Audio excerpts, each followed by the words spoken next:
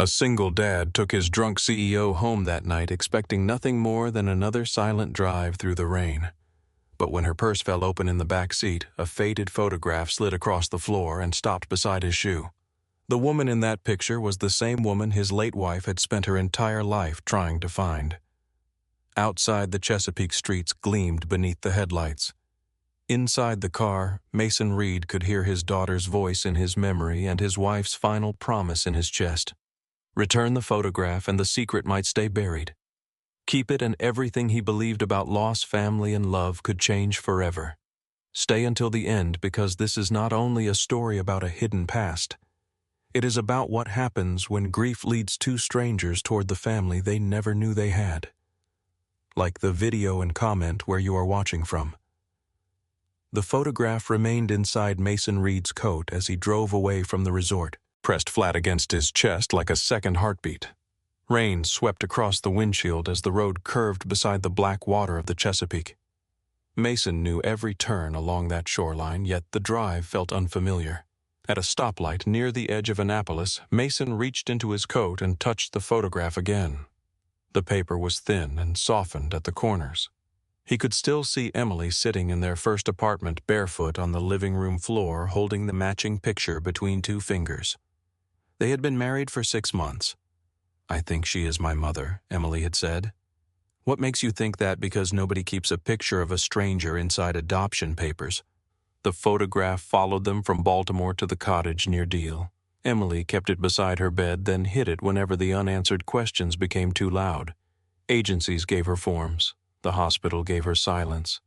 Church officials said the records were sealed. By the time Emily became ill, the woman in the picture had become the shape of a life she had never been allowed to understand. Mason turned onto the narrow road leading home. A light was still burning in Mrs. Calder's front window. The elderly widow lived 3 houses away and watched Grace whenever Mason worked late.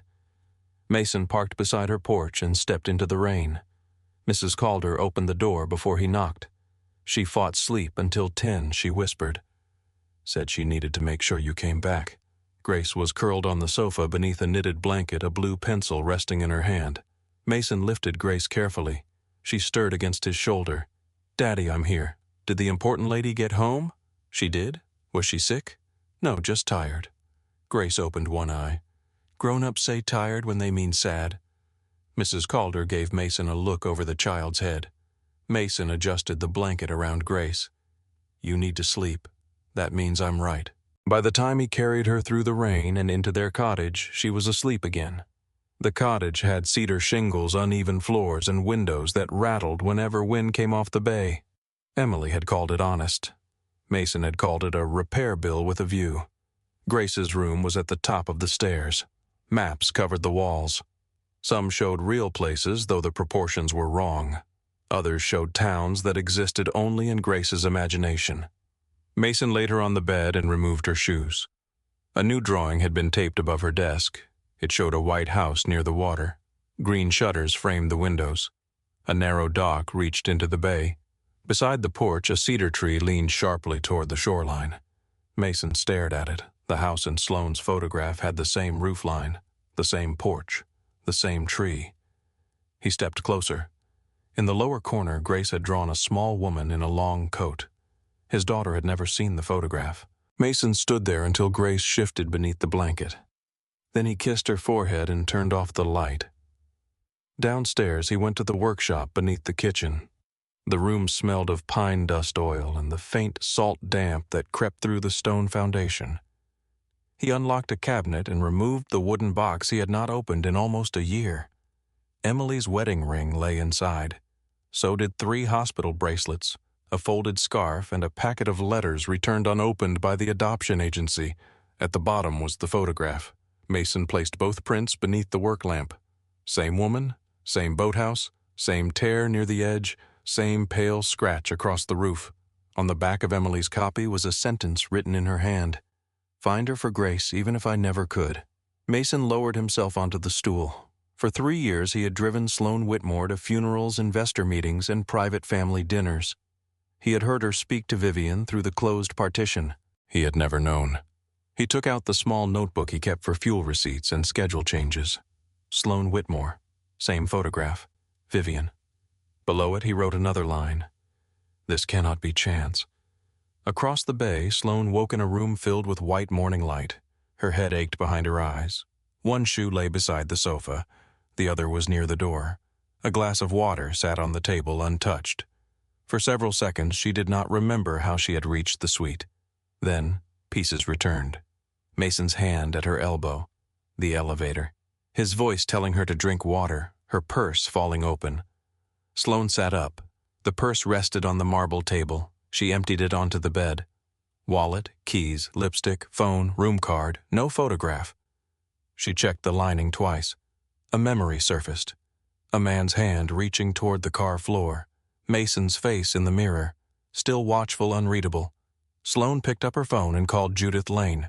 Judith answered on the 5th ring. Sloane. Did my mother have another daughter before me?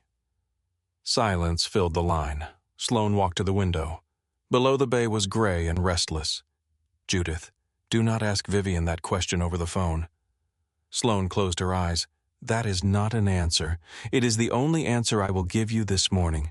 Then give me one in person. Judith's office occupied the 2nd floor of an old brick building near Mount Vernon in Baltimore. On Monday morning, Sloane entered through the private stairwell and found Judith waiting in a conference room with the curtains closed. Judith locked the door behind them. Sloane placed her phone on the table and opened a photograph she had taken weeks earlier. It showed the black and white print before it disappeared. I found this inside one of my mother's books, she said. A collection of Chesapeake poems. It was hidden between the back cover and the cloth binding. Judith stared at the image.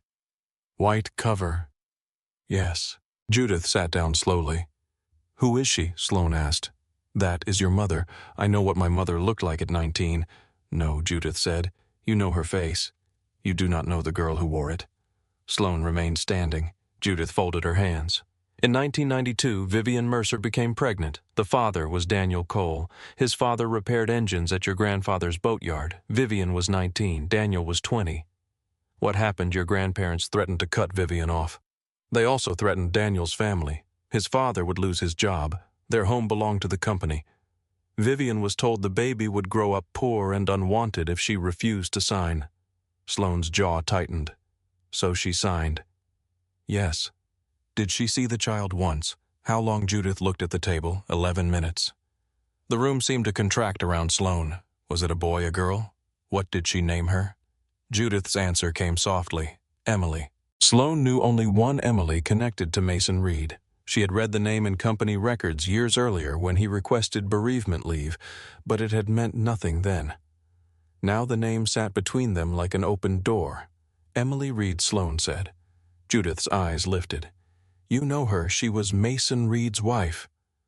Judith's composure broke for less than a second. Sloane saw it. Mason had the photograph, she continued. It fell from my purse in the car. He took it. Judith stood and crossed to a locked cabinet. What are you doing confirming something I should have confirmed years ago? She removed a thin file but did not open it. Judith, was Emily my sister? I cannot answer that from a photograph.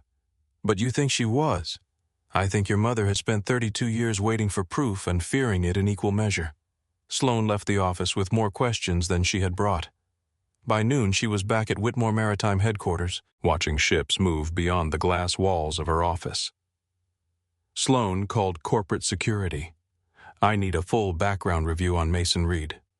The director hesitated. His employment file is clean. I did not ask for his employment file. What level of review? Federal Service Court records, financial disclosures, press archives. Is he suspected of misconduct? Sloane looked at the empty space on her desk where the photograph should have been. I will decide that when I understand who he is. The report arrived that evening. Mason Reed had not always been a driver. He had studied accounting at the University of Maryland, completed graduate work in forensic finance, and joined the United States Treasury Department's Criminal Investigations Division. His specialty was hidden assets, family trusts, and offshore shell companies. He had helped dismantle 2 major fraud networks, including a family trust drained through false consulting fees and foreign entities. Then Mason resigned. 6 months later, Emily Reed was diagnosed with metastatic ovarian cancer. She died 4 months after that. 7 weeks after the funeral, Mason applied to drive for Whitmore Maritime. Sloane read the timeline again. A former federal investigator had spent 3 years sitting feet away from her private conversations. He had driven her to closed meetings and waited outside her mother's home. 3 times the company offered him a promotion. 3 times he refused.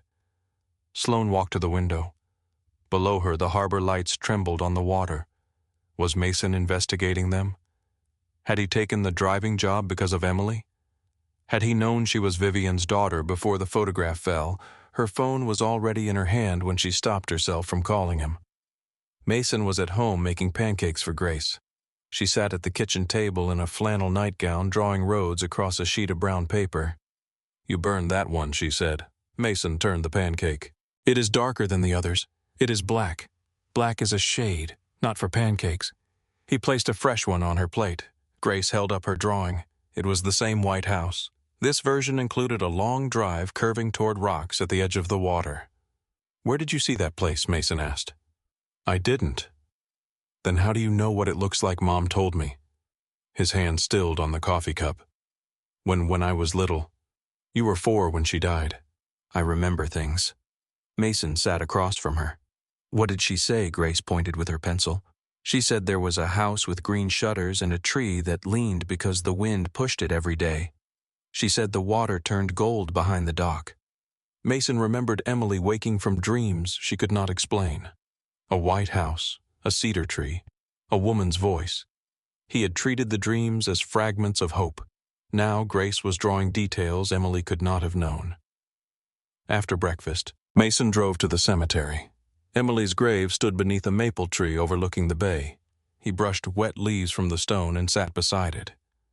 "I did not take the job to find them," he said. "I took it because I could not investigate another person's money while you were dying. Driving was simple. I could be home when Grace woke from another nightmare." He rested his hand against the cold stone. "I did not know the Whitmores were yours. But I know now." At 4:15 the next morning, headlights swept across the windows of his cottage. Mason was already awake. Grace sat at the kitchen table eating toast and drawing a coastline. Mason watched the dark sedan stop at the end of the gravel drive. Sloane stepped out alone. She wore a black coat over dark trousers. Her hair was tied back. She looked like the woman who entered boardrooms and ended arguments before anyone raised a voice. But she had driven nearly an hour before sunrise. That meant she was afraid. Mason put on his coat. "Stay inside," he told Grace. "Who is it? Someone from work? The important lady?" "Yes." Grace looked through the window. "She looks cold." Mason opened the front door before Sloane reached the porch. "You took something from my purse," she said. "Yes, I want it back." Mason reached into his coat. Instead of handing her the photograph, he placed it on the porch railing. Then he removed Emily's copy from an envelope and set it beside the first. Sloane looked down. The dawn had not yet reached the water, but light from the kitchen window fell across both images. Her face changed. "Where did you get that? My wife kept it beside our bed for 11 years. "What was her name?" "Emily." Sloane closed her eyes. Mason watched the answer settle into her. "When did you learn about your mother's first child?" he asked. "Yesterday. And you came here because of my file." Her eyes opened. "You know I investigated you. You arrived before sunrise at an address that is not in the company directory. You were a federal investigator, I was. Why did you become my driver? My wife was dying while I was finishing a case. After she died, I wanted work that let me come home to my daughter. That is all that was all until Saturday." Sloane picked up Emily's photograph. On the back, she read the sentence in Emily's handwriting. "Find her for Grace, even if I never could." Sloane's breath shook. "She searched for my mother for most of her adult life. My mother said the records were sealed. They were. Did Emily know Vivian's name? No. Did she know she had a sister? No." Sloane looked toward the kitchen window. Grace stood behind the glass with a piece of toast in one hand. Her hair was tangled from sleep. Her eyes moved from Sloane to the photographs. Something around the child's mouth looked painfully familiar. Sloane pressed one hand against the railing. Mason saw recognition take hold before she spoke. "I think your wife was my sister." Mason did not answer. The words had been waiting between them since the photograph touched the floor of the car. Sloane placed both photographs side by side. "We need to call my mother." "No, she deserves to know. My wife deserved to know 30 years ago." The sentence struck with more force than Mason intended. Sloane did not defend Vivian. She looked down at the porch boards. "You're right." That answer disarmed him more than anger would have. The front door opened behind Mason. Grace stepped onto the porch. "Dad, you said to stay inside." "I did. You also said she was cold." Grace looked at Sloane. Up close, the resemblance was not in the shape of the face or the color of the eyes. It was in the way both Grace and Sloane held still when they were trying to understand something painful. Grace pointed to the photographs. "That one belonged to Mom." "Yes," Mason said. "Why does she have the same one?" Sloane lowered herself so they were closer to eye level. "I found mine in my mother's house." Grace studied her for several seconds. Then she looked at the woman in the photograph. Her voice became very quiet. "Why do you have Mom's ghost?" Grace's question settled over the porch like a sudden change in weather. "Why do you have Mom's ghost?" Sloane looked down at the two photographs lying side by side on the railing. In both, Vivian was 19 years old and standing beside the same weathered boathouse. The wind had caught her coat. Her face was turned slightly away from the camera, as though someone had called her name just before the picture was taken. Sloane had grown up beneath portraits of her mother. Vivian at charity dinners, Vivian beside governors, Vivian standing at the bow of a Whitmore yacht with one hand resting on Richard's arm. None of those women looked like the frightened girl in the photograph. Sloane lifted her eyes to Grace. "I did not know it belonged to your mother," she said. Grace hugged her arms around herself. "Did you steal it?" No. Mason gave Sloane a quiet look. She noticed. "Your father took mine from my purse." Grace turned toward him. Mason did not try to soften the truth. "I did. You say taking things is wrong." "It is." "Then why did you do it?" Mason glanced at Emily's handwriting on the back of the photograph. "Because I was afraid I would never see it again." Grace considered this. "That is not a good reason." "No. Are you going to give it back?" "I already did." Grace looked at Sloane. "Are you mad?" "Yes." Mason's jaw tightened, though Sloane's voice remained calm. "But I also understand why he did it." Grace stared at them both with the patient disappointment of a child surrounded by adults who had made something simple complicated. Then she picked up Emily's copy. Mason reached toward her. "Careful. I am being careful." She turned the photograph over and traced Emily's words with one finger. "Mom wrote this, yes." Grace read slowly. "Find her for Grace even if I never could." She looked at Sloane again. "Did Mom mean you?" Sloane's throat tightened. "I think she meant my mother. Then your mother is the ghost, maybe." Grace shook her head. "No, the lady in the picture is the ghost. Your mother is old now." For the first time that morning, Mason almost smiled. Sloane saw it and felt something shift inside her. It was not warmth yet. It was only the recognition that Mason Reed possessed expressions she had never seen from the backseat of a company car. Grace stepped closer to Sloane. "If your mother is Mom's mother, what are you?" Sloane looked at Mason. He did not answer for her. "My mother may have been your mother's birth mother," Sloane said carefully. Grace frowned. "That is too many mothers." "It is." "So what are you?" Sloane took a breath. "I may be your aunt." Grace studied her face. "You do not look like Mom." "No, you look like me around the mouth." Sloane's lips parted, but no answer came. Grace seemed satisfied by the silence. She turned toward the open door. "The pancakes are getting cold." Mason watched her go inside. Sloane remained near the railing. "She accepts things quickly," she said. "No, she stores them." "What does that mean?" "It means she will ask the harder questions after she decides we are too tired to lie." Sloane looked through the window. Grace had returned to her chair and was spreading too much syrup across one pancake. Does she remember Emily Pieces? That must be hard. Mason's gaze stayed on his daughter. It is all she has. Sloane reached for her phone. Mason noticed. "Who are you calling my mother? I told you no. You do not get to decide whether Vivian learns that Emily existed. I get to decide who comes near Grace." Sloane turned toward him. For 3 years, Mason had opened doors for her, carried her bags, and spoken only when spoken to. Now he stood between her and the cottage with his shoulders squared and rain drying on his coat. He did not look like an employee. He looked like a father protecting the final piece of his life. Sloane lowered the phone. She has spent 32 years believing her daughter could be anywhere, and Emily spent 30 years believing her mother did not want to be found. Sloane did not flinch. "You think I do not understand what that means. I think you learned about it yesterday, and I think you learned about me on Saturday." Mason's expression hardened. Sloane stepped closer. "You had 3 years to notice my mother's name, 3 years to recognize the company. You did not, neither did I. We both failed to see something that was directly in front of us. That does not make us equal. No, your wife is dead. Nothing makes us equal." The anger left Mason's face, replaced by something more exhausted. Sloane continued, "But if Vivian is Emily's mother, she needs to hear it from us before Judith tells her.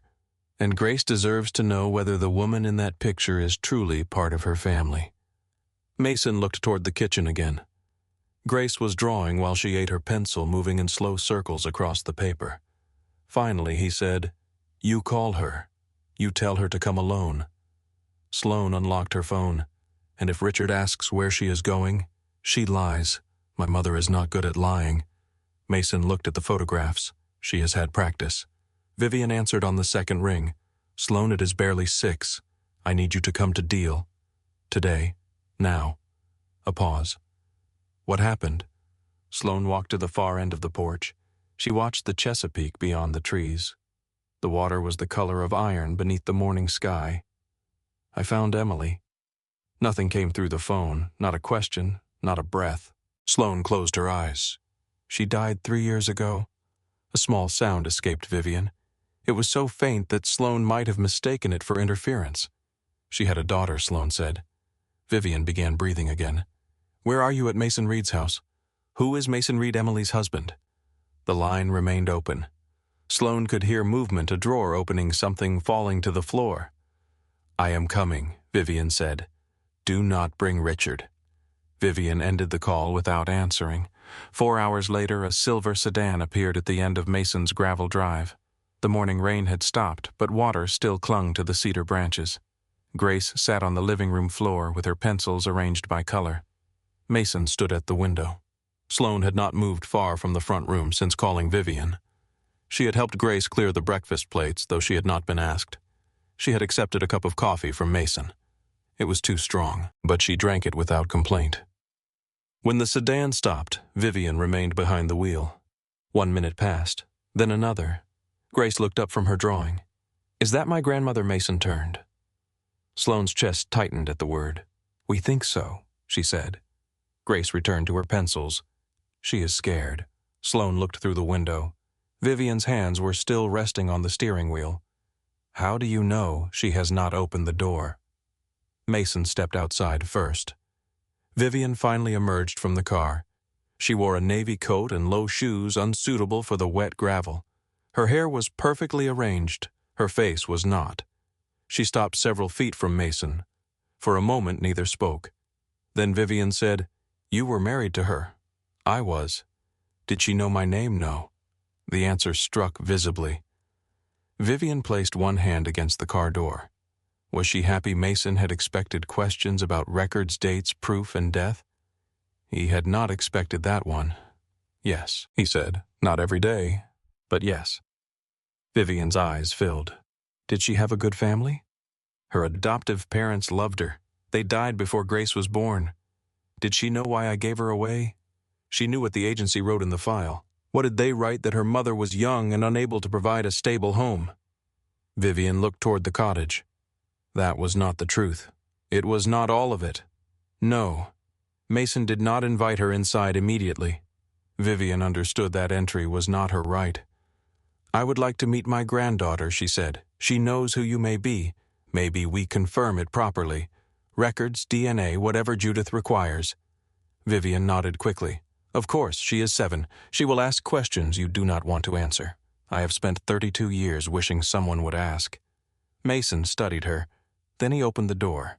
Grace stood when Vivian entered. She had changed into a blue dress after breakfast and brushed her own hair badly. One side lay flat. The other curled outward near her ear. Vivian stopped in the doorway.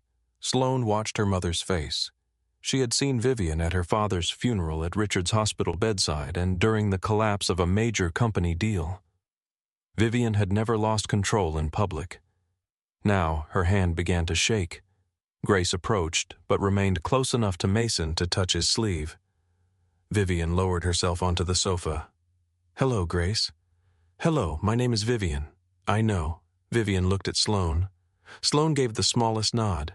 Grace held her sketchbook against her chest. "You gave Mom away." No one moved. Vivian's face became very still. "Yes? Did you not like her? I loved her." Grace's eyebrows pulled together. "That does not make sense." "No," Vivian said. "It does not." Mason remained silent. Sloane wanted to step in, but Grace deserved an answer without rescue. Vivian clasped her hands together to stop them from shaking. "I was 19. My parents controlled where I lived, how I went to school, and whether the boy I loved could keep his job. They told me your mother would have nothing if I kept her. So you believed them, yes. Were they right? I do not know." Grace looked toward Mason. "Dad says grown-ups know more than children. Sometimes," Vivian said.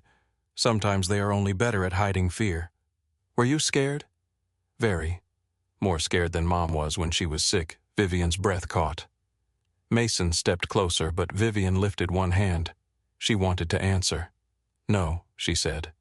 "I do not think I was ever as brave as your mother." Grace studied her for a long moment. "Mom said people make stories nicer when the truth makes them look bad." Vivian's eyes closed briefly. She was right. Grace moved one step closer. "Did you hold her?" "Yes." "For how long?" 11 minutes. "Why only 11? They came to take her." "Did she cry?" Vivian looked down at her hands. "No, she was awake. She held my finger." Grace's grip loosened around the sketchbook.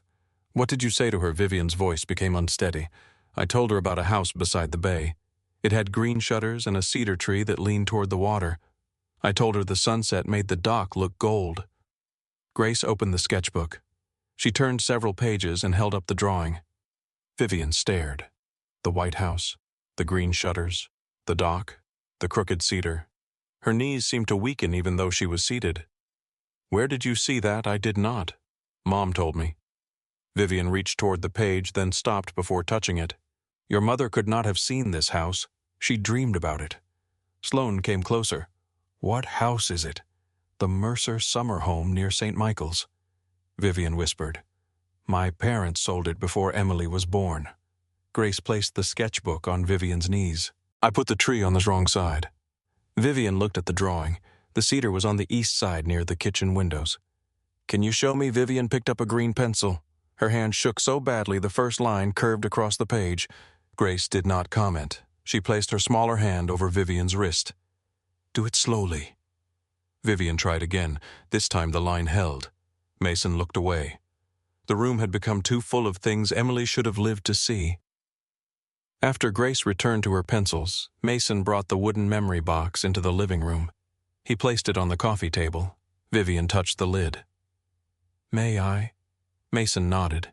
Inside were the ordinary remains of a life: a nursing badge, a theater ticket, a recipe card stained with tomato sauce, a photograph of Emily holding Grace in a hospital bed, exhausted and laughing, a folded paper crown from Grace's 4th birthday. Vivian picked up the nursing badge. She was a nurse pediatrics, Mason said. She could calm a frightened child without making promises she could not keep. Sloane sat beside Vivian. She had learned more about her sister in 1 hour than she had known during 34 years of life. Mason showed them Emily's letters to the adoption agency. Most had been returned. One envelope had been opened and resealed without explanation. Vivian removed the letter. Emily's handwriting filled 2 pages.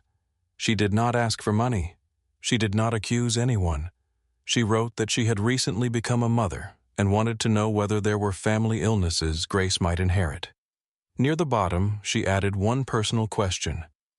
"I would like to know what my mother's voice sounds like." Vivian pressed the page against her mouth.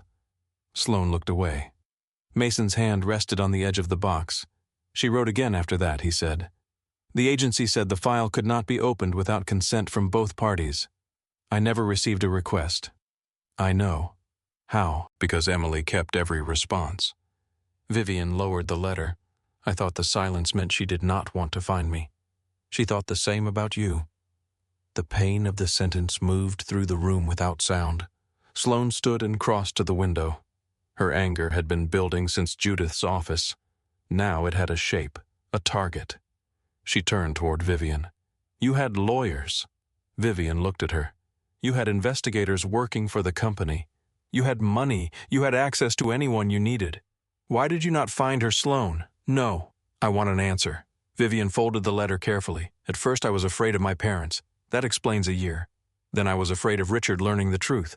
That explains nothing. Vivian's face tightened. Sloane took another step.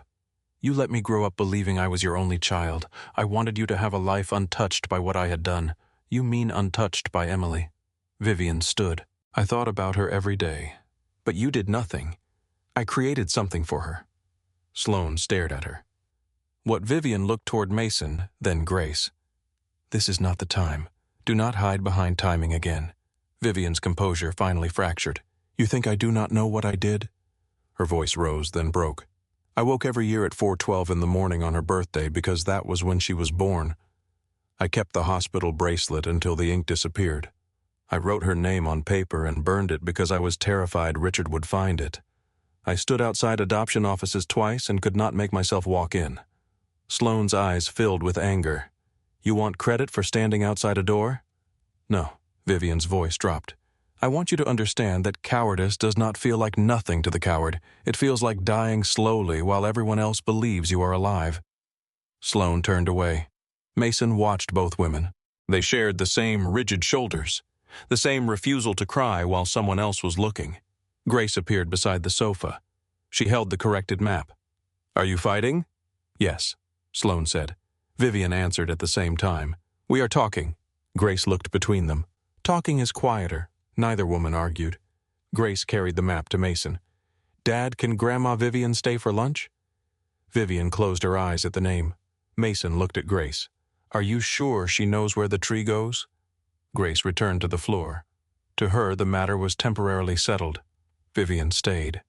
Lunch was tomato soup and grilled cheese because Mason had not prepared for guests. Sloane removed her coat and rolled up her sleeves. She cut sandwiches while Mason heated the soup. They moved awkwardly around each other in the small kitchen. At one point, both reached for the same knife. Their hands touched. Sloane pulled back first. Sorry. Mason looked at her. For what? The knife. You did not do anything. She almost told him that she had spent her life apologizing only when the apology cost nothing. Instead, she picked up the plates. At the table, Grace asked Vivian whether Emily had looked like Sloane as a baby. Vivian said no. Emily had darker hair. She frowned when she was thinking. Grace nodded. I do that. You do. How do you know? Vivian looked at the child's face. Because you are doing it now. Grace accepted this. After lunch, she asked Vivian to help finish the house map. They sat on the floor together. Vivian corrected the curve of the shoreline. Grace erased the cedar and redrew it on the east side. Sloane stood in the hallway with Mason. My mother has never sat on a floor in her life. She is sitting on one now. I do not know whether to forgive her. No one asked you to. Grace already called her Grandma. Grace names things so she can place them on a map. It does not mean she trusts them yet. Sloane watched Vivian take a blue pencil from Grace. Do you hate her? Mason took time before answering. I hated the woman in the photograph. And Vivian, I do not know her. She abandoned Emily. She was 19. That does not erase it. No. Sloane looked at him. You keep agreeing with me. It is irritating. I spent 3 years being paid not to argue with you. You are not driving me now. No. The quiet between them changed. Sloane became aware of how close they were standing. Mason stepped back first. Vivian left before sunset. At the car, she turned to Mason. I do not deserve her. That is not my decision. If Grace asks why I was not in Emily's life, tell her the truth. I will. Do not make it kinder. I will not. Vivian looked through the cottage window where Grace had returned to the map. Was Emily angry with me? Mason thought of the hospital room. Emily's thin face beneath fluorescent light. Her hand searching for his beneath the blanket. She was hurt. That is not the same question. No. Was she angry sometimes? Vivian nodded as though he had given her something precious. Thank you for not lying. She got into the car. Sloane remained behind. She walked down the path toward the narrow dock behind Mason's cottage. The evening wind had strengthened. Water struck the pilings in slow, hollow sounds. Mason joined her several minutes later. You did not leave with your mother, he said. I need air. You drove here before sunrise. You need sleep. You still sound like my driver. Habit. Sloane looked toward the darkening bay. When I was 10, I heard Vivian talking to Judith. She said there had been a girl before me. I thought she meant someone Richard loved. Mason leaned against a piling. Emily wondered whether she had siblings. What did you tell her that it was possible? Did she want a sister? She wanted someone who might look like her. Sloane's eyes remained on the water. Did she want someone who looked like her? Yes. She wanted someone who would understand why not knowing felt like losing something every day. Sloane pressed her lips together. I spent my whole life feeling that my mother was looking past me. Mason did not interrupt. Every birthday, every graduation, every photograph. She would smile, but part of her was somewhere else. I thought I was disappointing her. You were not. You do not know that. I know what she was looking for. Sloane turned. Mason was closer than she expected. A gust lifted her hair across her face. She stepped back and her heel caught on a wet board. Mason caught her around the waist. Her hand pressed against his chest. For one suspended second, neither moved. She felt the steadiness of him, the controlled breath, the warmth beneath his coat. Then Mason released her. Careful. Sloane found her footing. Thank you, Reed. His expression changed slightly. Mason. What, my name is Mason. 3 years of distance stood between them. Sloane let it fall. Thank you, Mason. He looked at her as if hearing his name in her voice required an answer. Sloane, he said. The sound was quiet, personal. She turned back toward the water before he could see what it did to her. Mason's phone rang. Judith Lane's name appeared on the screen. He answered. Judith did not offer a greeting. I need both of you in my office tomorrow morning. Mason looked at Sloane. Why, there is a trust Vivian created for Emily in 1992. Sloane stepped closer to hear. Judith continued. Grace is the surviving beneficiary. Mason's posture changed. How much is in it? Judith was silent for a moment. According to the statements, Vivian received more than $48 million. Sloane stared at the dark water. Mason asked. According to the statements, yes. Judith's voice became colder. The real accounts tell a different story. Mason tightened his grip on the phone. How much is missing? Almost all of it. The words followed Mason and Sloane through the night. At 8 the next morning, they entered Judith Lane's office together. Vivian was already there. She sat beside the window with both hands around a cup of coffee she had not touched. A cardboard archive box rested on the conference table. Its corners had yellowed with age. 3 security seals crossed the lid. Judith closed the door. No one leaves this room with an original document, she said. No one photographs anything until I have explained what we are looking at. Mason removed his coat and sat across from the box. Sloane remained standing. How much is gone, she asked. Judith looked at Vivian. Vivian's voice was barely audible, more than $43 million. Sloane placed one hand on the back of a chair. You told me the trust held 48. It should. What does it hold? Judith answered. Just under $5 million in liquid and recoverable assets. Possibly less once pending transfers clear. Mason's expression sharpened. Pending transfers 3 were initiated yesterday. Then we do not have time for a family conversation. He pulled the chair closer. Open the box. Judith cut the seals. Inside were trust instruments, bank statements, property records, and handwritten letters dated over 3 decades. Vivian touched the oldest envelope. I created the trust 3 weeks after Emily was adopted, she said. I had $6,000 from a summer job and a diamond brooch my grandmother left me. Judith sold the brooch. The initial principal was $21,400, Judith said. Vivian continued adding to it. Sloane looked at her mother. How, every year? Bonuses, dividends, my inheritance. Shares from the sale of the Mercer boatyard, and you never told anyone, not willingly. The final word changed the room. Mason looked up. What does that mean? Vivian stared at the box. Richard found out. Sloane sat down. When, 18 years ago? How he found a letter from Judith in my desk. It mentioned Emily's name and the trustee. Sloane's voice cooled. What did he do? He asked who Emily was, and you told him? Vivian nodded. I begged him not to tell your grandparents. Your grandfather was still chairman then. I believed he would remove me from the family trusts and destroy any chance Emily had of receiving the money. What did Richard want control? Vivian's fingers tightened around the cup. He said the trust was poorly managed. He said Judith was too close to me. He recommended a private trust company in Delaware. Judith opened a folder. Richard replaced the independent trustee with Cross Harbor Fiduciary Services. He presented the change as administrative reform. Mason read the first page. Who approved it? Vivian. Sloane turned toward her mother. You signed it. Yes, you gave Richard control over Emily's trust because he threatened to reveal she existed. Vivian looked at her. I thought I was protecting it. You handed it to him. I know. Sloane pushed away from the table and walked to the window.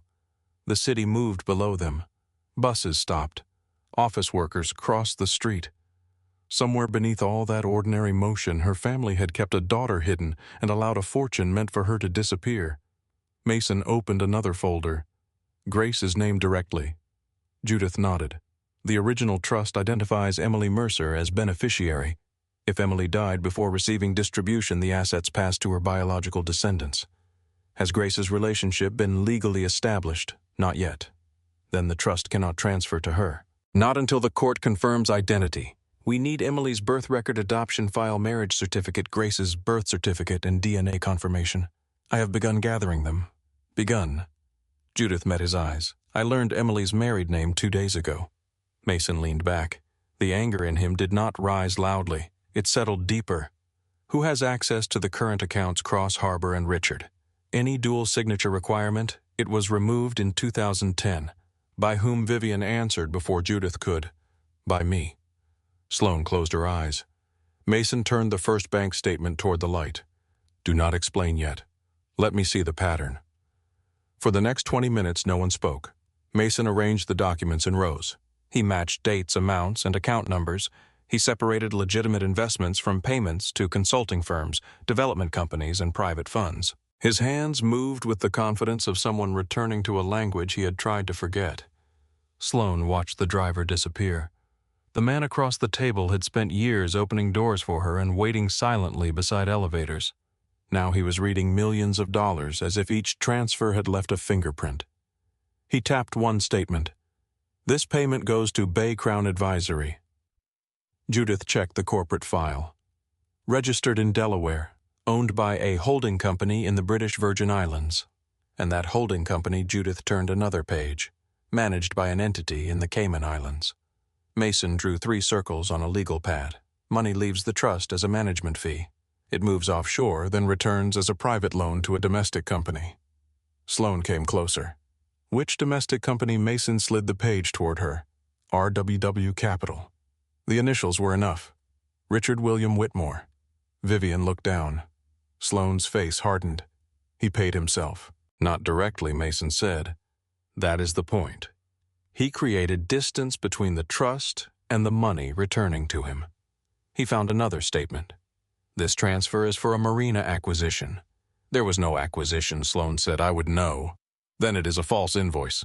A second payment funded a consulting contract for a company with no employees. A third paid for environmental research on land Whitmore Maritime had never owned. Every few months, smaller amounts moved back into the trust, enough to make the annual statements look active, enough to hide the fact that the principal was shrinking.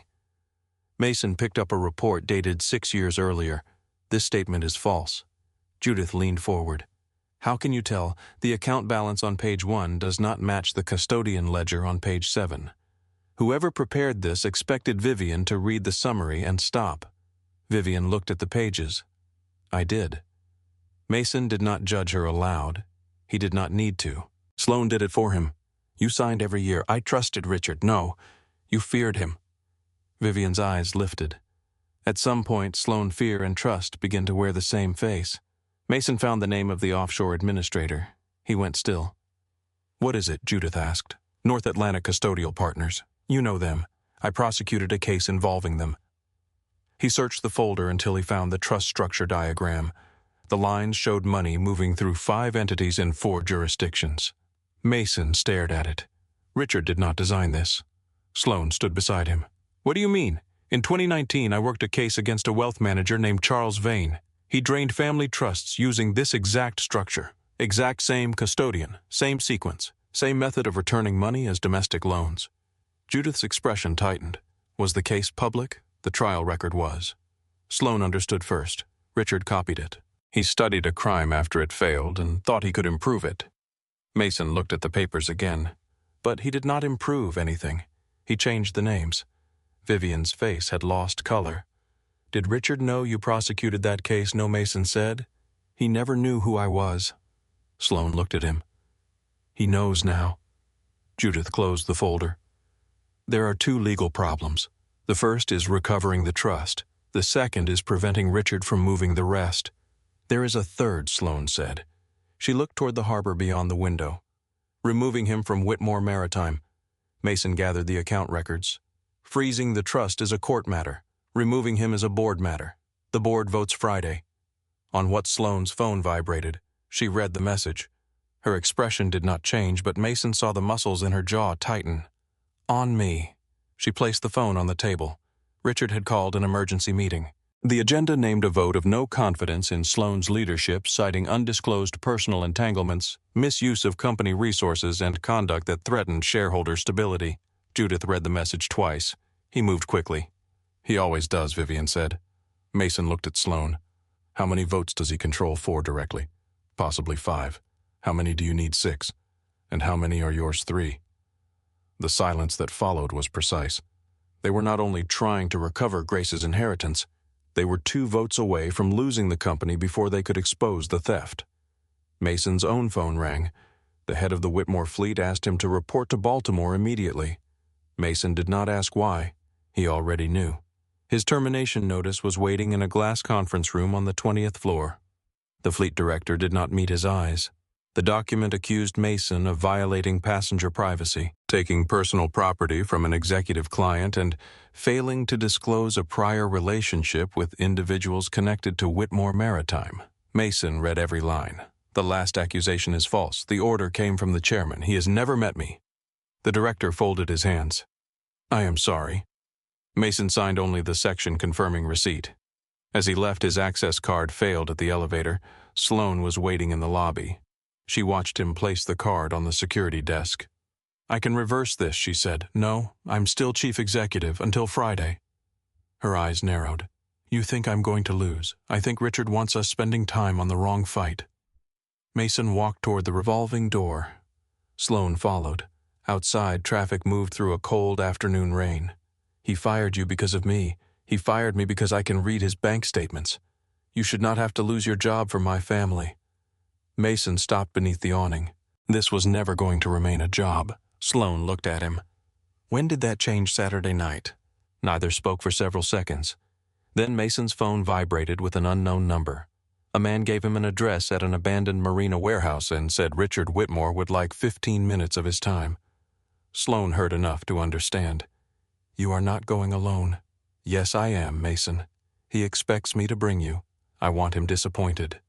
The warehouse stood beside an empty marina south of Baltimore. Richard waited inside near a row of covered boats. He wore a dark overcoat and leather gloves. At 58, he still carried himself like a man who expected rooms to arrange themselves around him. His eyes moved over Mason with mild curiosity. "You hid yourself well. I was not hiding. You drove my family for 3 years. I drove your company's executives. You listened. I heard what was said in the car." Richard smiled. "That distinction sounds important to you. It should sound important to anyone who values facts." Richard walked toward a folding table. A document rested on it. $2 million, he said. "A house anywhere on the Chesapeake. Education funds for your daughter." Mason did not look at the paper. "For what?" "You confirm that Sloane asked you to access confidential family records. You state that she knew about your prior federal work and hired you informally to investigate me. That is false. No one needs the truth. They need a version they can vote on." Mason's expression remained still. Richard continued. Your daughter is 7. Court cases last year's. Reporters publish addresses. Children at school repeat what their parents hear. Mason took one step forward. If anyone approaches Grace, photographs her, or speaks her name publicly, the next conversation you have will be with federal investigators. Richard's smile remained. You are not a federal investigator anymore. No. Mason's voice lowered. That means I no longer need permission to hate you. For the first time, Richard's expression changed, only slightly. Mason turned toward the door.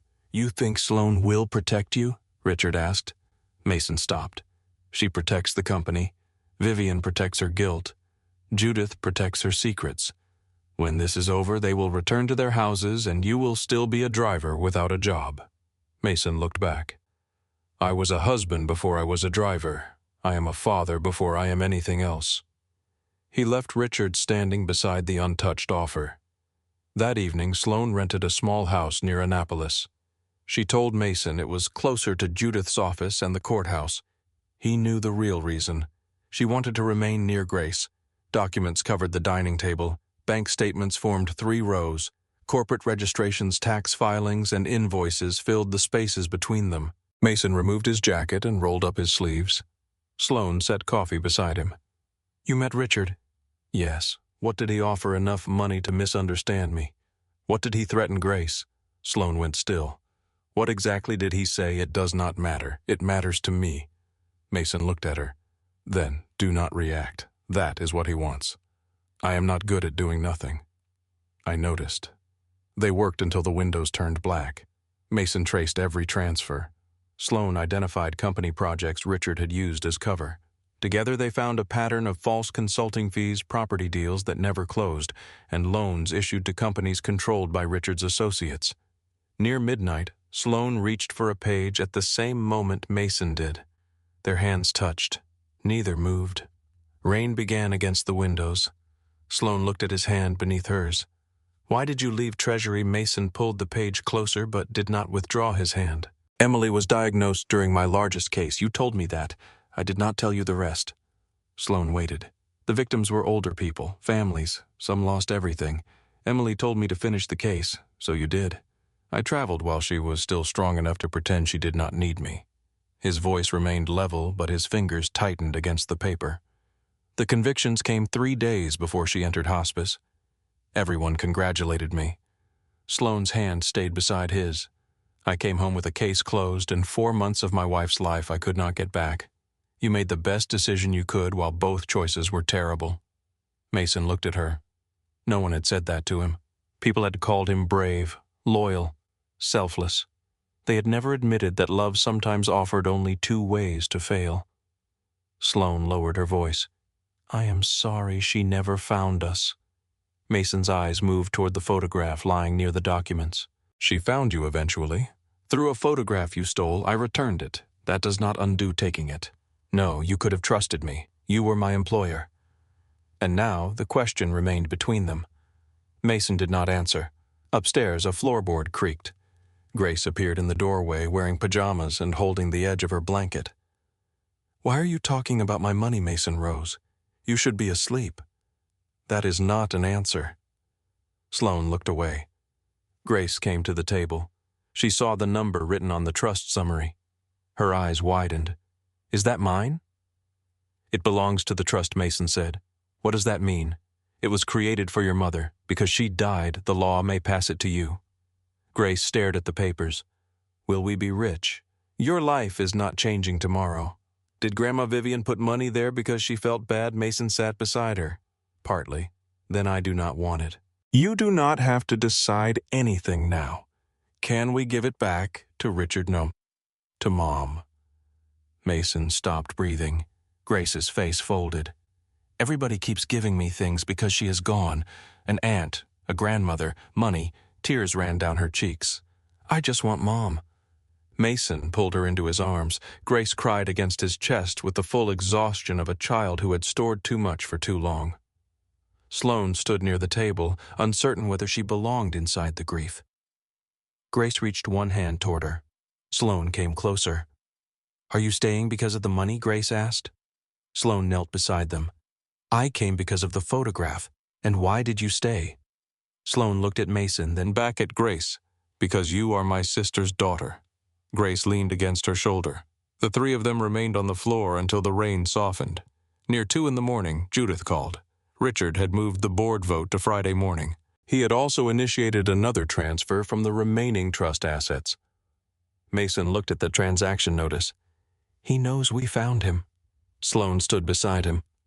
What does he do now? Mason closed the file. What men like Richard always do. What is that? They destroy the witness before they defend the crime. Mason said it quietly, but Sloane heard the certainty beneath the words. Grace had fallen asleep upstairs with her hand wrapped around the edge of Sloane's sleeve. Mason carried her to bed without waking her. When he returned, the dining room looked less like a rented house and more like an abandoned command center. Coffee cups stood between stacks of bank records. A legal pad covered in Mason's handwriting lay beside Grace's folded map. Rainwater trembled against the windows. Sloane remained near the table. Richard already tried to buy you, she said. Yes. He threatened Grace. Yes. And now he knows we can trace the money. Mason looked at the transfer notice on his phone. He also knows the board meeting is his last chance to control the story. Sloane folded her arms. What would you do if you were him? I would make you look unstable. I would make me look dishonest. I would turn Vivian into a frightened wife and Grace into a child being used for money. He cannot do that. He does not need the story to be true. He only needs the board to fear the consequences of believing us. Sloane looked toward the dark staircase. He will not use Grace. He already has. Her eyes returned to Mason. How he mentioned her school. The room became very still. Sloane picked up her phone. Mason reached across the table and covered it with his hand. No, I am calling security. You are calling people Richard hired. I hired the current director. Richard approved him. Sloane pulled her hand free. So we do nothing. We control what we can. Mason called Mrs. Calder and asked whether Grace could stay with her until Friday afternoon. He did not explain everything. He said only that reporters might appear and no one should be allowed near the child. Mrs. Calder listened without interruption. Then she said, Mason, I have lived beside you for 6 years. I know when you are afraid. I am being careful. That was not what I said. He looked toward Grace's room. I need her safe. She will be. When the call ended, Sloane was watching him. You trust Mrs. Calder with Grace. That may be the most trust you give anyone. Mason began gathering the financial records. Judith needs copies before morning. Sloane did not move. Do you trust me? He stopped. The question was not about the case. It had nothing to do with documents, board votes, or account numbers. Sloane stood in the yellow light of the dining room with her hair loose and exhaustion beneath her eyes. She no longer looked like the woman who sat behind tinted glass while Mason drove. She looked like someone who had spent her life being useful to everyone except herself. I trust you with the truth, he said. Her expression shifted. That is not the same thing. No. Is it enough? For tomorrow it has to be. At 7 the next morning, 2 photographs appeared in the private message inboxes of 3 Whitmore Maritime directors. The first showed Sloane entering Mason's cottage before sunrise. The second showed her leaving the rented waterfront house with Mason after midnight. A message beneath the photograph stated that the chief executive had concealed an intimate relationship with a company employee while using corporate resources to investigate members of the board. By 8, Sloane's assistant had received calls from 2 business reporters. By 9, the first article appeared online. Whitmore CEO faces questions about employee relationship and internal investigation. Sloane read the headline from the passenger seat of Mason's truck. He drove toward Judith's office without looking at her phone. They did not publish Grace's name, he said, not yet. What did your communications director say that we should issue a denial? Can you? Sloane looked out the window. There is no relationship to deny. The words sounded colder than she intended. Mason kept his eyes on the road. Sloane lowered the phone. I meant that Richard is inventing something that has not happened. I know what you meant. Do you? Yes. She studied his profile. The line of his jaw had become rigid. Sloane turned toward the windshield. Traffic moved slowly beneath a pale morning sky. What should we say? She asked. The truth. That I discovered my mother had another daughter. That the daughter died. That her widower works for my company. that her child may have inherited $48 million stolen by my stepfather. Richard is your stepfather. Yes. Mason glanced at her. I thought he was your father. My father died when I was 8. Richard married Vivian 2 years later. He adopted me legally when I was 12. Why did you never correct me? You never asked. That seems to be a pattern in this family. Sloane accepted the remark. My biological father founded Whitmore Maritime with Vivian's father. After he died, Richard took over the financial side. By the time I became chief executive, he controlled the board, so he inherited his authority through your mother and spent 26 years convincing everyone it belonged to him. Mason turned onto Judith Street. That matters. To the board, to Vivian. Judith had arranged for a private laboratory to collect DNA samples that morning. Grace's sample had been taken at home by a nurse. Vivian and Sloane provided theirs at the law office. The certified birth and adoption records were more difficult. The original hospital had closed. Its files had been transferred twice, and part of the archive remained sealed by court order. Judith placed a document on the table. This is the surrender form Vivian signed. It lists the child as Emily Rose Mercer. Mason read every line. The date matched Emily's birthday. The hospital matched the partial record in Emily's adoption file. Vivian's signature appeared at the bottom. Is this enough? Sloane asked. For family court, not alone. With DNA and Grace's birth certificate, yes. When do we receive the results? Tomorrow morning. The board meets tomorrow morning. Judith adjusted her glasses. Then the timing will be unpleasant. Mason looked through the copies. We do not need the final identity ruling to show Richard stole the trust. No, Judith said, but he will argue that none of you have standing to challenge him. Sloane sat across from her. What about Vivian? She created the trust, but she surrendered most administrative authority when Richard changed the trustee. Sloane looked toward her mother, who sat near the window. Vivian had spoken little since arriving. What voting shares do you still control? Sloane asked. Vivian's eyes lifted. 8% directly, another 6% through the Mercer family holding trust. Richard votes those shares. By proxy, revoke it. Vivian looked down. Sloane leaned forward. Mother, you do not understand what that would do. To Richard, to everything. Sloane's voice hardened. Everything has already happened. Emily is dead. Grace was threatened. $43 million is missing. Richard is trying to remove me from the company my father built. Vivian's hands tightened in her lap. He will destroy the marriage. Sloane stared at her. The marriage is the weapon he used to destroy your daughter.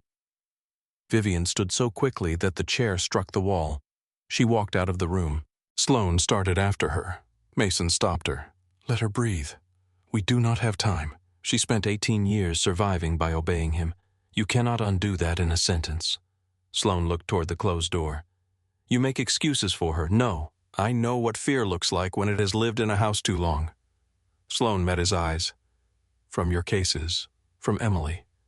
The answer stopped her. Mason lowered his voice. She was afraid finding Vivian would prove she had been unwanted. She called it caution. It was fear. Sloane sat again. What made her keep trying Grace? Outside the conference room, Vivian stood beside a narrow window overlooking the street. Judith joined her. Neither spoke for several minutes. Then Vivian said, I married Richard because he seemed safe. Judith remained beside her. He knew what to order at restaurants. He knew how to speak to my father. He never raised his voice. Control does not always need volume. I gave him everything because he made decisions feel easier. You were young. I was 34 when I signed over the trust. Judith looked at her. Yes. Vivian closed her eyes. I cannot blame 19 forever, no. When she returned to the conference room, she carried the proxy agreement in her hand. Prepare the revocation, she told Judith. Sloane looked up. Vivian did not meet her daughter's eyes. Transfer my voting authority to an independent trust until the investigation ends. That gives us 6 votes, Sloane said. If everyone keeps their word. Mason closed the financial folder. Richard will not let them. That afternoon, another director withdrew support. He told Sloane privately that the allegations against Richard were serious, but public scandal could destroy the company's credit and force thousands of employees into uncertainty. Sloane listened from her office. So you will vote to keep him. I will vote for stability. Stability for whom the director ended the call without answering. They were back to 5 votes. Richard had 6. At 5:30, Mason received a photograph on his phone. Grace stood outside her school beside Mrs. Calder. The image had been taken from across the street. Beneath it was one sentence: "Children should not inherit adult wars." Mason's face emptied. Sloane saw the photograph over his shoulder. "I am calling the police. This is not from Richard directly. It does not matter. It matters if we want an arrest." Sloane was already dialing. Mason took the phone from her hand. She stared at him. "Give it back. We move Grace tonight." "Where? Somewhere Richard does not know. Where is that?" Mason looked toward Vivian. Vivian understood before he spoke. "The Mercer house," she said. Sloane turned. "You sold it decades ago. I bought it back 8 years later through a private holding company." No one spoke. Vivian looked embarrassed by the confession. "I could not find Emily. I thought keeping the house might leave one place unchanged if she ever came looking." Mason stared at her. "Does Richard know? No. Who does Judith?" Mrs. Calder drove Grace to the old Mercer property near St. Michael's that evening. Vivian went with them. Grace protested when Mason told her he would not be staying. "You said people should not leave when someone is scared. I have to finish something. Are you scared?" "Yes." Grace looked at Sloane. "Is she going with you?" "Yes." Grace considered this. Then she gave Mason a folded sheet of paper.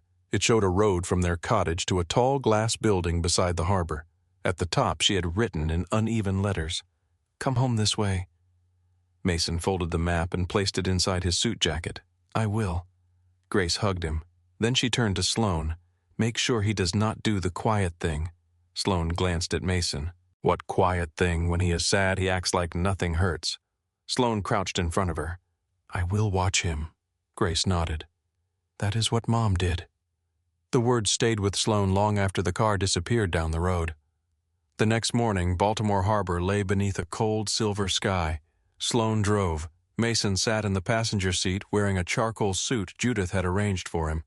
A leather folder rested across his knees. "You are holding the handle too tightly," he said. "You criticized my driving before sunrise. You brake like every light made a personal decision against you." Sloane looked at him. "You were fired. You are no longer allowed to review my driving. I was fired for theft and secret federal activity. My opinion on braking remains valid." A laugh escaped her. It surprised them both. For one moment the board vote disappeared. They were only 2 exhausted people in a car moving beside the water. Sloane's smile faded. "If we lose, Richard controls the company records. Judith filed preservation orders. He will still be chairman. Not forever. I need him gone today." Mason looked at her. "Then do not let him make this personal." "It is personal, yes. But the board cannot vote on pain." She tightened her grip again. "They can vote on risk." "Exactly." The boardroom occupied the top floor of Whitmore Maritime Headquarters. Glass walls framed the harbor on 3 sides. 11 directors sat around the long table. Richard occupied the chair at the head. He wore a gray suit and a blue tie. His expression suggested mild disappointment rather than concern. When Sloane entered with Judith and Mason, conversation stopped. Richard looked at Mason. "The driver is not authorized to attend." Sloane placed a document before each director. "Mason Reed is attending as an independent forensic consultant and as representative of the legal guardian of the Emily Mercer Trust's surviving beneficiary." Richard leaned back. "A consultant employed when this morning, using company funds." Richard looked around the table. "Then we begin with the matter on the agenda. The chief executive's undisclosed relationship with a subordinate." Photographs appeared on the boardroom screen. Sloane at Mason's cottage. Sloane entering the rented house. Mason leaving before dawn. Richard folded his hands. "This company has governance standards. Miss Whitmore used corporate security to investigate an employee with whom she maintained a private relationship." Sloane remained standing. "I investigated Mason Reed after discovering he possessed a photograph connected to a concealed family matter." Richard gave a faint smile. "A concealed family matter worth $48 million. Murmurs moved around the table. Mason did not look at him. Sloane continued. "The woman in that photograph was Emily Reed Mason's late wife. She was also Vivian Whitmore's first daughter and my biological sister." Richard's smile disappeared. One director leaned forward. Has that been verified? Judith opened a sealed envelope. The certified laboratory results arrived at 7:14 this morning. She distributed copies. The results confirmed a direct maternal relationship between Vivian and Emily through preserved medical samples obtained from Emily's hospital records. They also confirmed that Grace Reed was Emily's biological daughter. Judith placed the surrender form beside the results. The family connection is not speculation. Richard read only the first page. Then he set it down. Even if true, it does not excuse the chief executive's behavior, no? Sloane said. Your theft does. Silence struck the room. Richard looked at her. Mason opened the leather folder. He remained seated as the first diagram appeared on the screen. This chart shows funds leaving the Emily Mercer Trust over 18 years. His voice was calm. No anger, no accusation, only numbers. He showed the payments made to Bay Crown Advisory, the transfers to foreign entities, the loans returned to RW Capital. A director interrupted. What qualifies you to make this assessment? Mason displayed his former Treasury credentials and case history.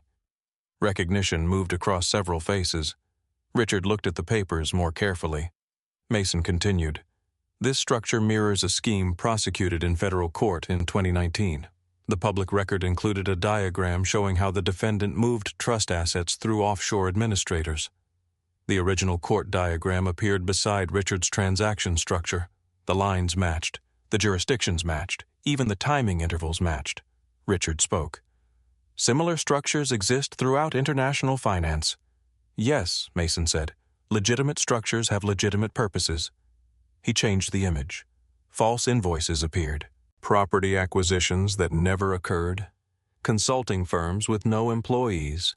Loans to companies controlled by Richard's associates. Mason looked around the table. These transfers produced no benefit for the trust. Richard leaned forward. The assets were deployed during periods of company instability. Without board authorization, Sloane said. Emergency decisions are not always placed before committees. Mason displayed records of the funds returning to Richard's personal investment company. One payment covered debt on a waterfront property. Another purchased an aircraft share. A third moved into an art holding company connected to Richard. Mason spoke without raising his voice. The money did not stabilize Whitmore Maritime. It stabilized Richard Whitmore. A director asked whether law enforcement had received the documents. Judith placed a sealed filing in the center of the table. An emergency civil action was filed at 8:02 this morning. Copies were delivered to the Treasury Department and the Department of Justice at 8:04. Richard's phone vibrated. He looked at the screen. For the first time, color left his face. Judith continued. The remaining trust accounts have been frozen. Richard stood. This is theater. The boardroom doors opened. Vivian entered wearing the navy coat she had worn on the day she married him. She did not sit. Richard stared at her. You should be in St. Michael's. I was. Then go back. Vivian walked to the empty chair beside Sloane. No. The word was quiet. It carried 32 years of weight. Vivian faced the board. I created the Emily Mercer Trust in 1992 for the daughter I surrendered for adoption. 18 years ago, Richard discovered the trust and threatened to expose Emily's existence unless I transferred administrative control. Richard's voice sharpened. Vivian, she continued. I signed the documents. I accepted false statements. I allowed fear to make me useful to him. Richard stepped away from his chair. You are confused. No, you are emotional. Yes. Vivian looked directly at him. But I am not confused. She placed the proxy revocation on the table. I have withdrawn Richard's authority over my voting shares. I have also filed for divorce. The room seemed to lose air. Richard looked at her as if the woman before him had broken a physical law. You would destroy 26 years of marriage for a child you never knew. Vivian's face tightened. No, I am ending a marriage that helped me abandon her twice. Richard turned toward Sloane. You think this company survives without me? Sloane stepped beside her mother. My father built ships. My mother inherited his shares. I spent 14 years learning every division of this company. She looked around the table. You built a system that taught everyone to confuse your control with our survival. Richard laughed once. It contained no humor. You are standing beside a driver and a frightened old woman. Mason closed the folder. Emily made me family. Vivian raised her chin. And fear made me obedient. It does not make me weak today. The board secretary called the vote. One by one the directors spoke. For removal, abstain, for removal. Richard watched his certainty disappear by single votes. The final count was 10 in favor, 1 abstention, and Richard alone against. Security waited outside the room. Before leaving, Richard stopped beside Mason. You think they will keep you when this is finished? Mason met his eyes. I am not here to be kept. Richard looked at Sloane. And what does that make you? She moved to Mason's side. Someone you no longer control. The doors closed behind Richard. Only then did Sloane's hands begin to shake. She turned toward the harbor windows. Mason removed his jacket and placed it over her shoulders. Grace's folded map slipped from the inside pocket and landed near Sloane's shoe. She picked it up. Come home this way. Sloane traced the words with her thumb. She was worried you would get lost. Mason looked toward the road below. She worries because I have before. Sloane folded the map carefully. Are you lost now? He looked at her. Not as much. She stepped closer and rested her forehead against his shoulder. Mason hesitated only a moment before placing one arm around her. There was no applause left in the room, no directors, no performance, only the quiet after survival. Sloane closed her eyes. Take me home, Mason. He held her a little tighter. This time you are driving.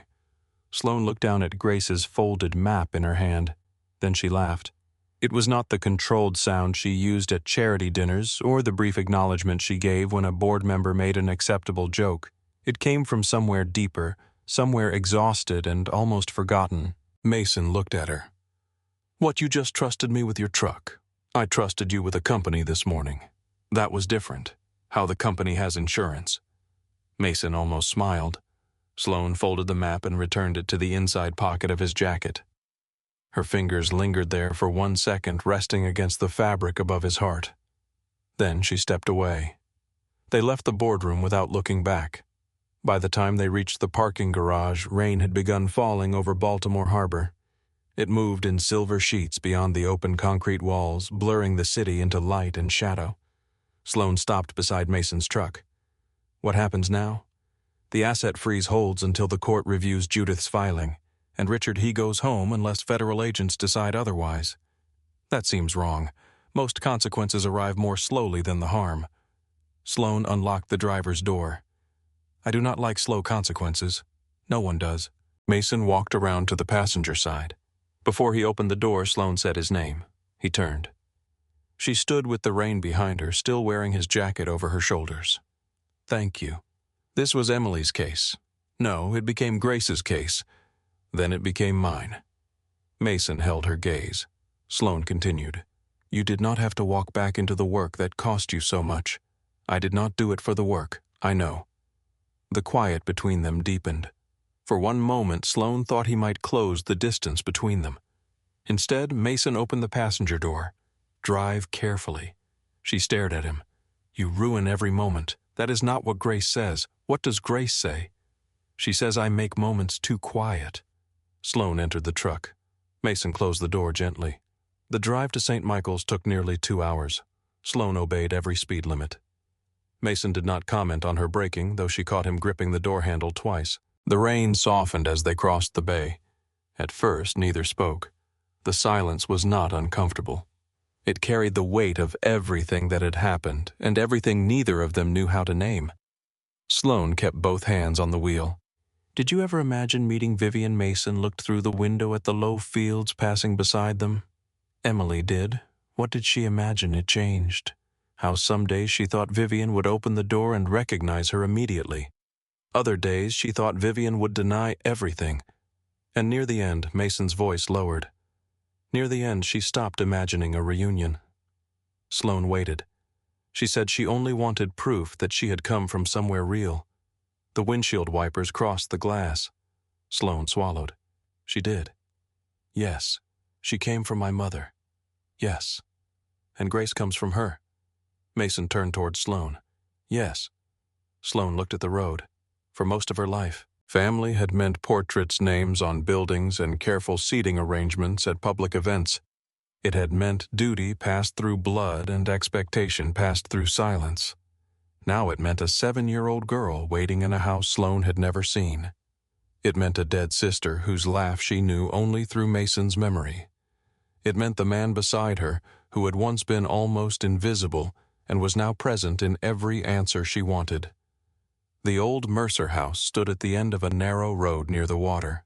It was smaller than Grace had drawn and older than the photograph suggested. The white siding had faded to gray. The green shutters were gone. The cedar tree still leaned toward the bay, its branches dark from rain. Warm light filled the front windows. Grace opened the door before the truck stopped completely. "You took too long." Mason stepped out. "We drove from Baltimore. You said you would come home." "I did." Grace ran across the wet porch and wrapped both arms around him. Mason lifted her from the ground. She pressed her face against his shoulder. Did the bad man lose Mason, carried her beneath the porch roof? The board removed Richard. "Is he going to jail? I do not know yet." Grace pulled back. "Why not? Because a vote is not a trial. But he stole Mom's money. We still have to prove everything properly." Grace frowned. Adults make proof take too long. Sloane joined them. Grace reached for her. "Did you make sure Dad did not do the quiet thing I tried?" "Did he?" "Yes." Mason looked at Sloane. She gave him the faintest smile. Grace leaned closer to her. "What did you do?" "I reminded him he was not alone." Grace seemed satisfied. Vivian stood in the doorway. Her navy coat was gone. She wore a plain sweater and dark pants. Without the armor of her usual clothes, she looked younger and more tired. "Come inside," she said. "Dinner is getting cold." The dining room faced the bay. Grace's drawings covered one end of the table. Judith sat at the other with an open legal file beside her plate. Mrs. Calder had prepared chicken soup before returning home. Vivian had burned the bread and placed it in a basket anyway. Sloane looked at the blackened edges. "You cooked. I attempted to. You never cooked when I was a child. We had a staff. That is not an explanation. It is the only one I have." Grace climbed into her chair. "Dad burns pancakes." "Only one," Mason said. "Every time." They ate beneath the soft light of an old brass fixture. For several minutes, conversation remained ordinary. Grace talked about school. Vivian asked whether she liked reading. Sloane complained about the coffee at Judith's office. Judith reminded her that the coffee was free. No one mentioned Richard until Grace finished her soup. Then she looked at the adults. "What happens to the money?" Judith set down her spoon. "The court will protect what remains while investigators look for the rest. Will I get it? When you are older, some of it may become available for your education, your health, and other important needs." Grace looked at Mason. "Do we have to move?" "No." "Can I stay at my school?" "Yes." "Can Dad still make furniture if people keep buying it?" Grace turned to Judith. "Then what changes?" Judith considered the question. "The money will be protected so no one can take it from you." Grace looked toward Vivian. "Why did you make it?" Vivian did not reach for an easier answer. "Because I could not raise your mother and I wanted to give her something." "Did Mom know?" "No." "Then it did not help her." Vivian's face tightened. "No." Grace stared down at her bowl. "Would you have liked her if she found you?" Vivian's voice broke. "I would have loved her. You already said you loved her." "I did." Grace looked up. "Then why does everybody keep saying love when they mean they were scared?" No one answered immediately. Mason placed his hand on the table near Grace's. "Love and fear can exist at the same time. Which one wins? The one people obey." Grace thought about that. Then she looked at Vivian. "Which one did you obey? Fear? Do you still?" Vivian looked across the table at Sloane, then at Mason, finally at Grace. "I am trying not to." Grace nodded once. It was not forgiveness. It was permission to keep trying. That night, Mason and Grace slept in one of the upstairs bedrooms. Sloane remained in the small room across the hall. Vivian took the room at the end of the corridor. The house settled around them with old wooden sounds. Wind moved through the cedar branches outside. Water struck the dock behind the house. Mason woke after midnight. For several seconds, he did not know where he was. Grace slept beside him with one hand beneath her cheek. Moonlight crossed the floor. Mason stepped into the hallway. A light was burning downstairs. He found Sloane in the kitchen standing beside the window. She wore a gray sweater Vivian had given her and held a cup of tea between both hands. "You are awake," she said. "So are you." "I could not sleep." Mason looked toward the dark bay. Neither could Emily in unfamiliar houses. Sloane lowered the cup. "Do I remind you of her?" The question came quietly. Mason did not answer immediately. Sloane gave a small, humorless smile. That pause was not encouraging. "You remind me that she existed. That is not the same thing." "No." Sloane looked down at the tea. "What was she like when you met her loud?" Sloane looked up. "Emily." "She argued with a parking officer for 20 minutes because his ticket had the wrong license plate."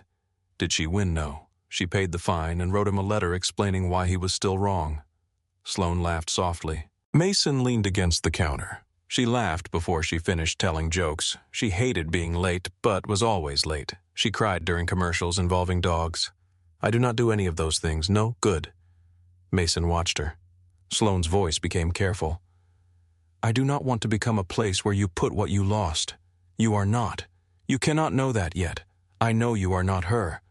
But I am her sister. Yes, and Grace is the reason we are standing in this house." "Yes."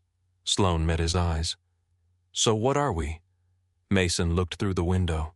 The cedar tree leaned toward the water, holding its shape against years of wind. "I do not know." Sloane nodded, though disappointment moved across her face. Mason continued. "I know I look for your car when I hear gravel outside the cottage." She remained still. "I know Grace asks about you on days you do not visit." He stepped closer.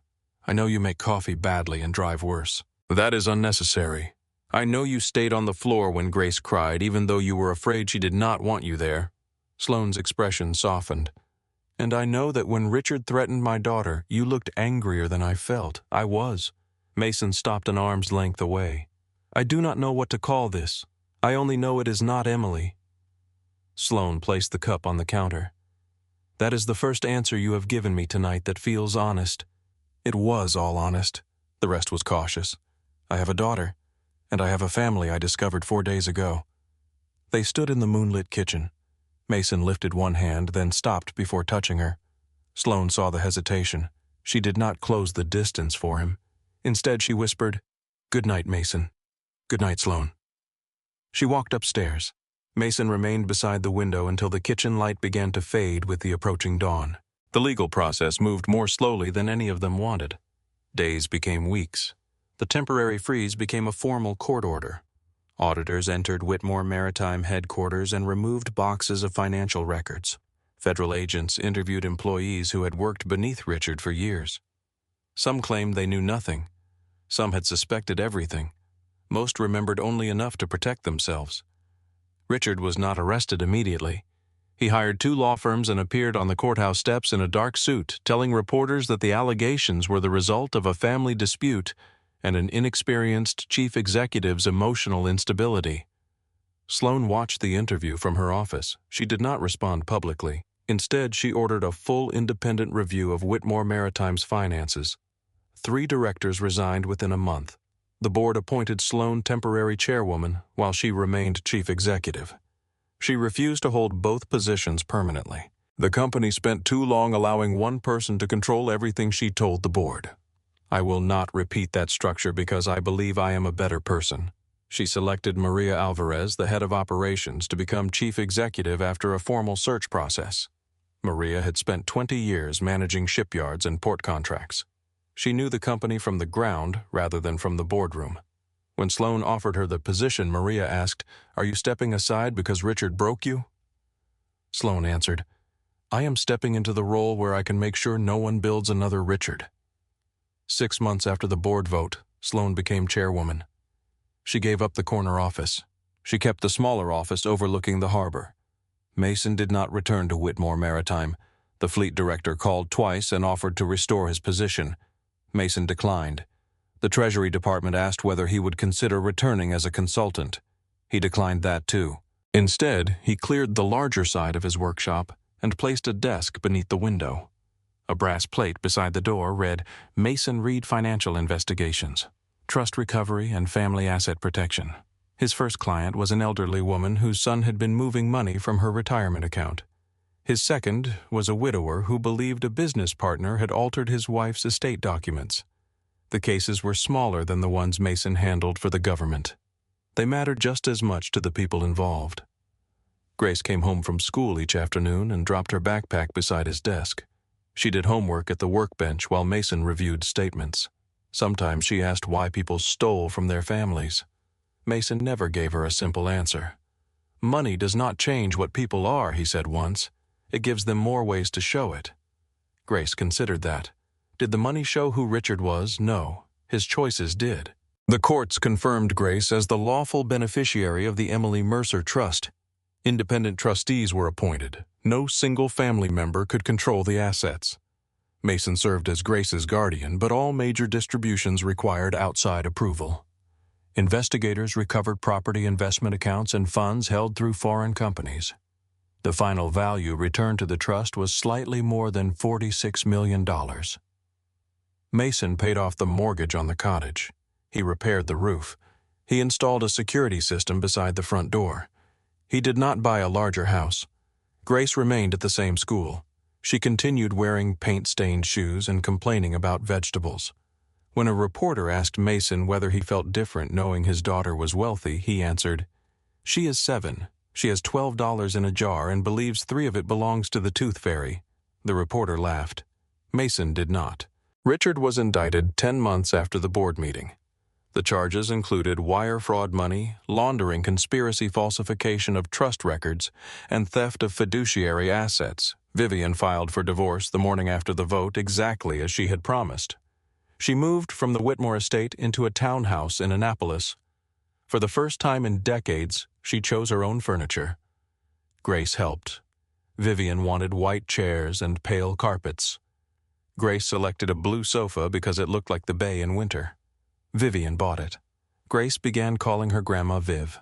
The name did not arrive during a dramatic moment. It happened one Saturday while they were baking cookies at Mason's cottage. "Grandma Viv, you put salt in twice?" Vivian stared at her. Grace pointed toward the bowl. "You did." Vivian turned away before Grace could see her cry. Mason saw. He did not mention it. Sloane came to deal most weekends. At first she brought documents, then books for Grace. Then groceries because Mason's refrigerator contained eggs mustard and nothing that could reasonably become dinner. Eventually she arrived with no explanation. Grace began waiting near the window on Friday evenings. "She is late," Grace would say. She did not say she was coming, she always comes. Most weeks Grace was right. Sloane learned how to make grilled cheese without burning it. She learned that Grace disliked the seams in certain socks. She learned that Mason grew quiet on the anniversary of Emily's death and that forcing him to speak only made the silence harder. On that anniversary, Sloane did not visit the cemetery with them. She left flowers on the cottage porch and drove away before they returned. Mason found a small card beneath the ribbon. "Thank you for leaving a road back to us." He placed the card inside Emily's wooden box. That evening he called Sloane. She answered from Baltimore. "You did not have to leave." "Yes, I did." "Why?" "Because that day belongs to you and Grace." Mason looked toward his daughter, asleep on the sofa with Emily's scarf beneath her head. "You are part of the family." Sloane was quiet. "Am I?" "Yes." "Which part?" Mason looked at the flowers on the table. "I am still working that out." Sloane exhaled. "You have been working it out for months. I investigate carefully. You are unbearable, so I have been told. By Emily frequently." Sloane's voice softened. "Good night, Mason. Good night." Neither ended the call. They remained connected in silence for almost a minute. Then Grace shifted on the sofa, and Mason heard Sloane whisper his name. "What, nothing?" The call ended. In early October, Grace asked to visit the old Mercer house again. The property had been returned to Vivian through the divorce settlement. She had no intention of living there. "I want to see if Mom's tree is still right," Grace said. They drove to St. Michael's on Sunday morning. Vivian sat beside Grace in the back seat. Sloane drove. Mason occupied the passenger seat and kept his comments about braking to himself. The day was clear and cold. At the house leaves covered the path to the water. Grace carried Emily's photograph and her own map. She stood on the porch and compared the roof line. "The window is wrong," she said. "It was replaced," Vivian explained. "The dock is shorter. A storm took half of it." Grace walked toward the cedar tree. Its trunk leaned over the shoreline exactly as Emily had described. Grace touched the bark. Mom was right. Vivian covered her mouth. Grace looked at her. "Are you sad?" "Yes. Because Mom is not here, yes. I am sad too." Vivian lowered herself beside the child. Grace took her hand. They stood beneath the cedar while wind moved through the branches. Mason remained several yards away. Sloane joined him. "She forgave Vivian," Sloane said. "No." Sloane looked at him. "She holds her hand." Grace can love someone before she understands whether to forgive them. Is that healthy? I do not know. They watched Vivian point toward the eastern side of the house, showing Grace where the kitchen windows had once been. Sloane folded her arms against the cold. "Have you forgiven her? It is not mine to give. She failed Emily." "Yes, she also gave Grace something. A trust of family." Mason turned toward Sloane. "You gave Grace a family." Sloane looked surprised. "I did not do anything. You came back. That is all, for a child who lost her mother returning matters." The words remained with Sloane as they walked toward the dock. That evening, after Vivian and Grace returned to the cottage, Mason stayed near the water. The bay reflected the final light of sunset. Sloane stood beside him. Neither wore a coat. The air smelled of wet leaves and salt. "I need to ask you something," Sloane said. Mason looked at her. "When you see me, do you see Emily?" He did not answer quickly. Sloane's mouth tightened. There is that pause again. "I see things that remind me of her." "What things?" "The way you hold a coffee cup." Sloane looked down at her empty hands. She held it the same way. Both hands when she was cold. "What else?"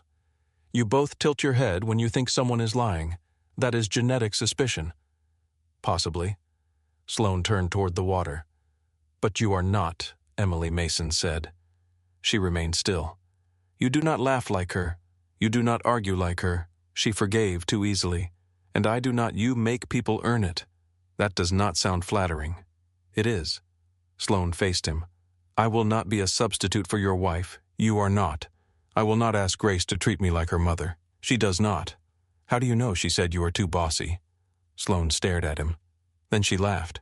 Mason laughed with her. The sound surprised him. He had laughed since Emily died.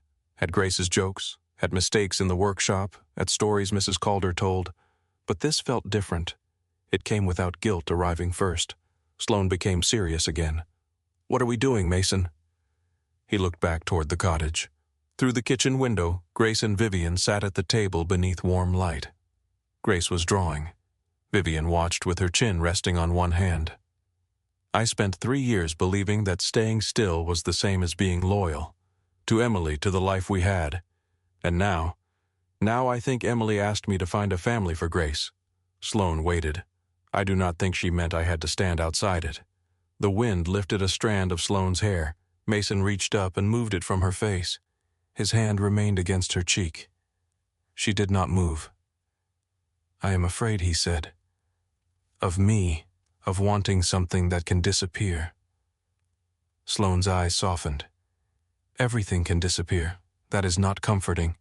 It is honest." He looked at her. "I am afraid too." "Of what? That you will wake up and decide I am only connected to you because of Emily. You are connected to me because of Emily." Sloane's expression changed. Mason continued before she could step away. "But that is not why I look for you when the road outside the cottage gets quiet." Her breath caught.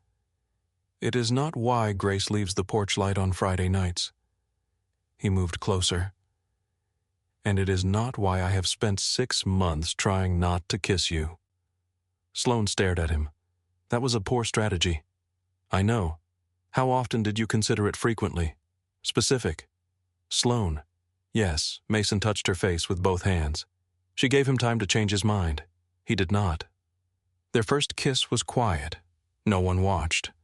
The bay moved beneath the darkening sky. Cedar branches shifted above the house. Somewhere in the distance, a boat engine crossed the water. Sloane rested one hand against Mason's chest. He felt the steadiness of her, the patience, the choice not to ask for more than he could give. When they separated, their foreheads remained together. Sloane whispered, "You took long enough. I investigate carefully." She kissed him again. This time, Mason did not hesitate. When they returned to the cottage, Grace was waiting at the kitchen table. She looked at Mason, then at Sloane, then back at Mason. "You took too long." Sloane removed her coat. "That appears to be a family opinion." Grace narrowed her eyes. "Did something happen?" Mason hung his coat near the door. "We walked by the water." "That is not an answer." Sloane sat beside her. "Your father kissed me." Mason turned. "Sloane, what?" she asked. Grace looked at him. "Did you?" "Yes." Was it weird? Mason stared at his daughter. Sloane covered a smile. "No," he said. Grace considered the answer. "Are you getting married?" "No," both adults said. Grace returned to her drawing. "Okay. That is all Sloane asked." Grace did not look up. "I already put you on the map." The map covered most of the table. It showed the cottage in Deal Whitmore Maritime in Baltimore, Vivian's townhouse in Annapolis, the old Mercer house near St. Michael's, and Emily's grave beneath the maple tree. Blue lines connected every place. At the top, Grace had written, "Places our family found again." Sloane traced the road leading from Baltimore to the cottage. "There is an empty room here," Grace said, where she pointed beside Mason's cottage. "I need to add Aunt Sloane's room." Sloane looked at Mason. "Only a room?" Grace shrugged. "You are here every weekend?" "Not every weekend." Grace gave her a patient look. "Almost." Mason leaned against the table. "The guest room is empty." Sloane's eyebrows lifted. "That is a dangerous sentence. It needs paint." "Less dangerous." Grace selected a pencil. What color? Sloane looked toward the bay outside the window. "Blue." Dark or light, the color the water becomes before a storm. Grace searched through the pencils. Vivian placed a bowl of sliced apples on the table. "You will frighten the child with that description." Grace held up a deep blue pencil. "This one." Sloane nodded. "That one." Grace began drawing the room. Mason watched her connect it to the rest of the house with one careful line. Later that night, he entered the workshop alone. 2 photographs stood on the shelf. Emily in the hospital holding Grace, Grace beside Vivian and Sloane at the old Mercer house. Mason removed the 2 copies of Vivian's photograph from the wooden box. He placed them together inside a wide frame. Beneath them, he added Grace's map. Sloane appeared in the doorway. "Dinner is ready. I'm coming." She looked at the frame. "Do you think Emily would have liked me?" Mason considered the question. "She would have argued with you." "About what? Everything." "That does not answer me." "She would have loved that Grace has you." Sloane looked at the photographs. "And you," Mason turned off the workshop lamp. "I am getting there." Sloane stepped aside to let him pass. He stopped beside her. "No," he said. She looked up. "I am already there." The kitchen glowed at the end of the hallway. Grace and Vivian were arguing over whether the cedar tree should be green-gray or both. A pot simmered on the stove. Rain tapped softly against the windows. Mason took Sloane's hand. Together they walked toward the voices. For years he had believed home was the place he had lost. Now he understood that home could also be the place people chose to return to, even after fear, silence, and grief had taken them far away. Grace looked up as they entered. "You are late." Mason pulled out the chair beside her. "No," he said. He looked at Sloane, at Vivian, and at the map spread across the table. "We found the road."